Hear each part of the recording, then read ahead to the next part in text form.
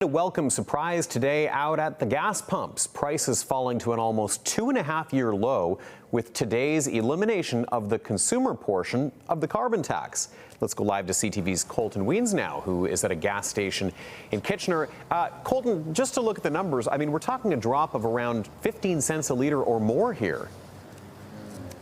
Yeah, that's right, Tony. And many of the drivers that I spoke to today were more than excited with that price change, some even questioning whether it was an April Fool's joke. But experts point out that there won't be many benefits felt beyond the price at the pump, as losing the carbon tax rebates will actually leave many people worse off.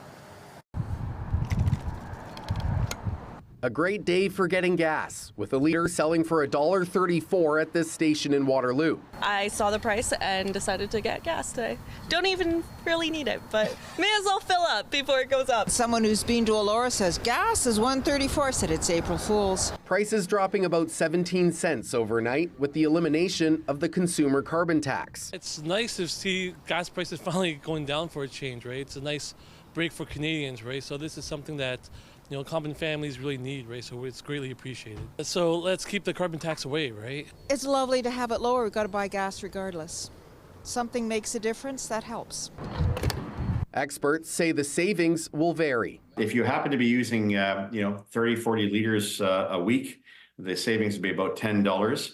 If you happen to be a diesel truck driver, it'll be a lot closer to 15 if that's all you're using at 40 liters.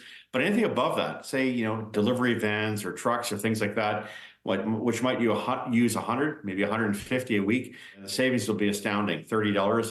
But beyond the price at the pump, there won't be many savings elsewhere. From a food perspective, I don't expect a significant impact. And from agriculture, other than those specific types of farms we talked about, don't see a big impact. Food economist Mike von Massow says producers who need to dry grain, farmers using greenhouses, and people heating barns will notice a difference in their margins, but it won't impact the overall market. We are price takers in the world market. So the fact that the cost of drying grain in Ontario or anywhere will go down a little bit will not affect the price of that grain because it's traded on, it's set on in a global marketplace. Von Massow says overall food prices may drop 0.1 or 0.2%, but many Canadians will actually be worse off once the government stops sending quarterly carbon tax rebate checks this year. Particularly low-income people were getting more from the carbon tax than they were paying for the carbon tax. So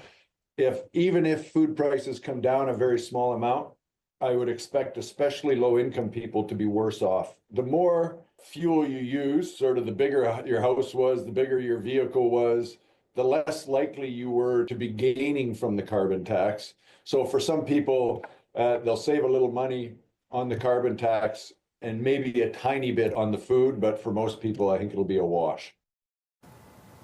Now, those final rebate checks are expected to be paid out April 22nd if you have filed your tax return by Wednesday. If not, then you will receive the rebate once your return is assessed.